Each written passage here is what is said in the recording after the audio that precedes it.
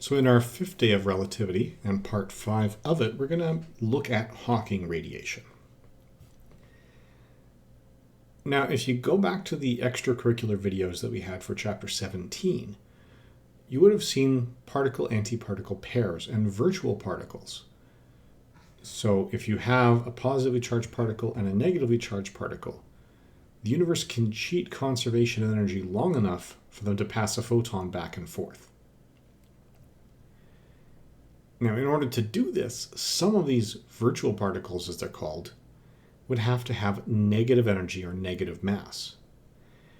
And these virtual particle-antiparticle pairs appear and disappear all the time.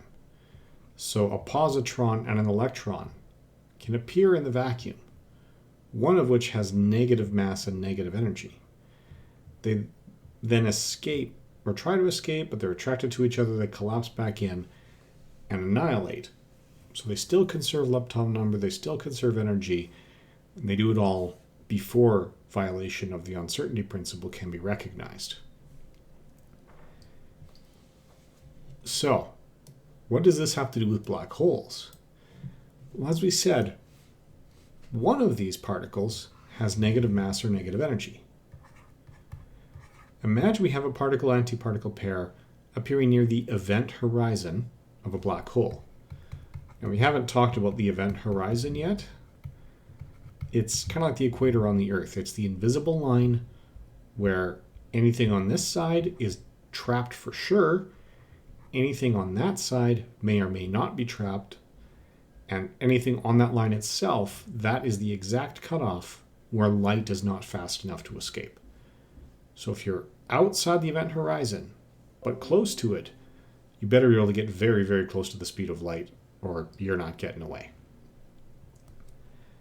But these particle-antiparticle pairs can appear close to the speed of light. And what if one zips off to the left and the other zips off to the right? Well, now this particle has fallen into the black hole, and it falls in with negative energy. So the total energy of the black hole has now slightly dropped. Meanwhile, this particle here that was escaping, we don't have to worry about violation of conservation of energy anymore. The energy is accounted for. It's in the black hole.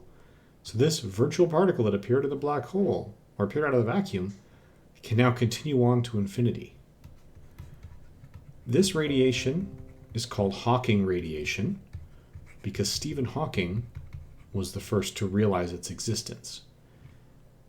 And he also did the calculation that compared the rate of loss of these particles, the rate of evaporation as it absorbs the negative particle and negative mass energy and gets smaller, and he tied it to the surface area of the black hole. So the bigger the black hole, even though it has more surface area, the slower this process happens. But as you get smaller and smaller and smaller, you get primordial black holes, as they're called, tiny little black holes that radiate tremendous amounts of energy, but only for brief periods of time before they evaporate, and then you just no longer have a black hole. So black holes of any size, if you stop feeding them mass, will eventually evaporate and go away. So this is something very unexpected, but it gives another possible means of detection. It has also led to some of the protesters around CERN claiming that they're going to make these primordial black holes, and because they don't understand black holes, they're going to swallow the universe. Well, let's take a look at the risk of that. Anything qualifies as a black hole if its radius is less than the Schwarzschild radius, this 2gm over c squared. Well, they have taken measures of subatomic particles. Experimentally, the radius of the electron is smaller than we can detect. We don't know how much smaller from experiment, but it's smaller than we can detect. But let's think about this in theory. Imagine the electron is an elementary particle that has a volume, so it's a little ball of some kind. If it had any internal structure, it could be compressible. If it is elementary, there is no internal structure, it's just a thing. You cannot squeeze it, you cannot compress it. That means if you push on this side, the entire object moves at once. Now we think that's the case with solid objects, but it's actually not. It's very difficult to detect, but if you push on one end of a rod, there's actually a slight compression wave as information about that push moves through. So this end moves more quickly than that end does. The delay from one end to the other is comparable to the speed of light. So we are just not going to see it. Our bodies don't work that way. We can build machines to detect it, but our eyes will never be those machines on their own. But if you were to take an electron and push one end, the other end would move instantaneously if it had a volume. This means that the diameter of the electron divided by a zero difference in time would be the infinite speed of that information. Infinity is greater than the speed of light, and nothing could travel faster than the speed of light, not even information. The way we reconcile this, in theory, is to say the electron is a point particle. The radius is 0. So what does this have to do with black holes?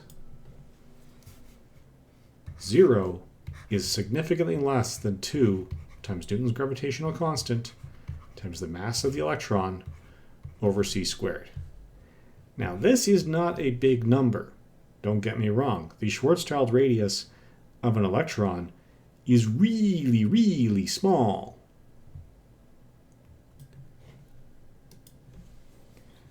By really small, I'm talking 1.35 times 10 to the negative 57 meters. We have reason to believe the universe doesn't even get that small. Space may not actually be continuous. It looks like it may be built out of little building blocks. And those building blocks would be pretty small themselves. That, though, is a story for another day. But the key thing here is that every electron in existence, every quark, every W plus or minus boson, every Z boson, every elementary particle of any kind has a radius, in theory, of 0, which is less than the Schwarzschild radius. Which means, in some senses, everything in existence is made up of nothing but black holes.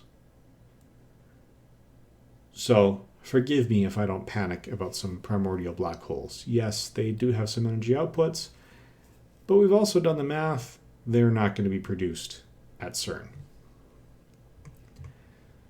So now we have talked pretty extensively about the exterior of a black hole.